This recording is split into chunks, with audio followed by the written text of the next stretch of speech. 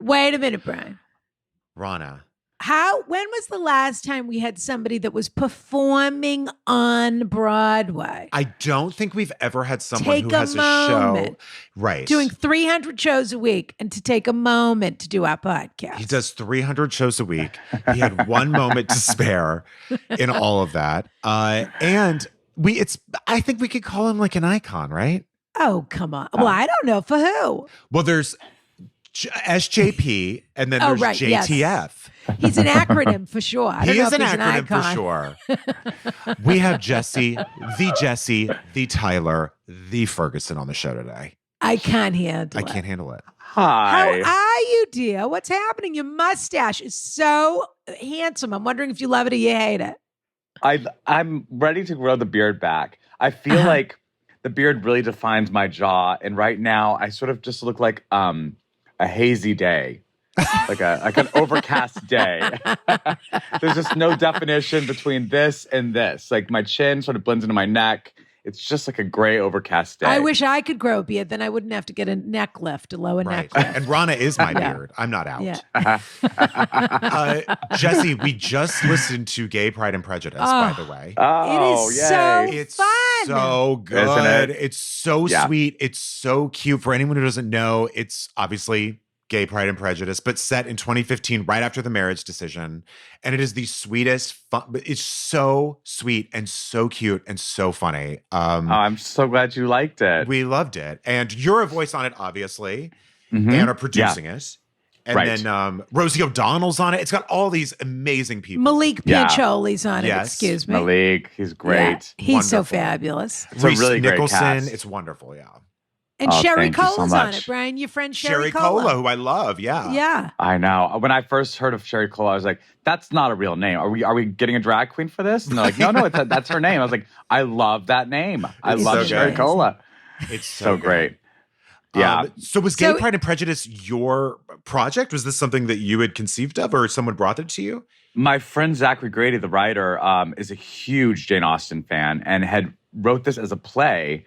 And then over the pandemic was like, he called Justin and I like in, I don't know, April of the first month of the pandemic. And was like, I want to do this podcast. I'm just going to record it in my basement and we're going to release it for Pride Month 2020. And we're like, okay, pump the brakes. Let's read it. And then I was like, we should try and sell this. We should try and get like a legitimate company to do this. And so we pitched it to a few different places and it became like a little bit of a bidding war. And Zachary suddenly got very excited, and it took a long time to put it together because once you sell something, there's all these other people that get involved, lawyers and such. It's like a lot of cooks come into the kitchen. But we really love the team over at Gimlet, and they just shepherded this project in such a beautiful way and helped us cast it and just helped us put it together in a really beautiful glossy package, which would not have happened in Zachary Grady's basement. Fair enough. Well, I haven't seen his basement. If his basement is anything like your headboard, then or Barbara in good Streisand's shape. basement. Is it like Byron's cellar? Yeah. If it's not like Byron's cellar. No. That's hilarious though. So yeah, it's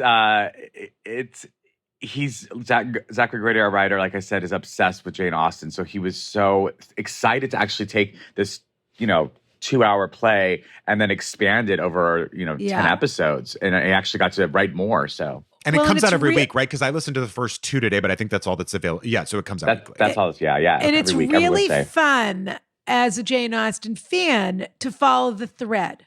Yes. So it's sort of, look, people have, Jane Austen, Shakespeare, the Bible. People love these things. Yes. These are stories that they want to, and apparently Batman, which they make 400. Stories we can't live without as a culture that needs to be told over and over again. Mm-hmm. I watched 28 minutes of the Robert Pattinson Batman, and I just said to myself, sorry, Rana, it's the Batman. How many more times are we going to do this? I just don't know how many more times we can do this. Stop. Yeah. I really don't think it's ever going to stop. Is the 7 next one's enough? Gonna be, is 7 the number? In 10 years, it'll be called A Batman. But they're just going to change all of the articles. Debat, and it's going to be starring Debrat instead. Lil Kim's going to play Catwoman. But in any event, it was so fun to follow the thread of the characters. And also when you're listening orally, it's different than, of course, watching it on TV. And so those are kind of the breadcrumbs through the story, is how he uses the names so cleverly to say this person's this person, this person's this person, this person. And it just sort of places you in the story if you're I loved it this way, I love it that way sort of person. Right. The Jennifer Ely Pride and Prejudice for me, God forbid I'm down with COVID for 2 weeks. I'll watch it 3 times in a row. Sure. Anytime I'm fantastic, sick, I will watch. And Jennifer Ely's fabulous. Of course, you're probably friends with her. She was in Flashdance. That's correct. Yeah. That's right. That's Yale graduate, and she can and she did all of her own welding. Yeah. Yeah. She's great. I love Jennifer Ely.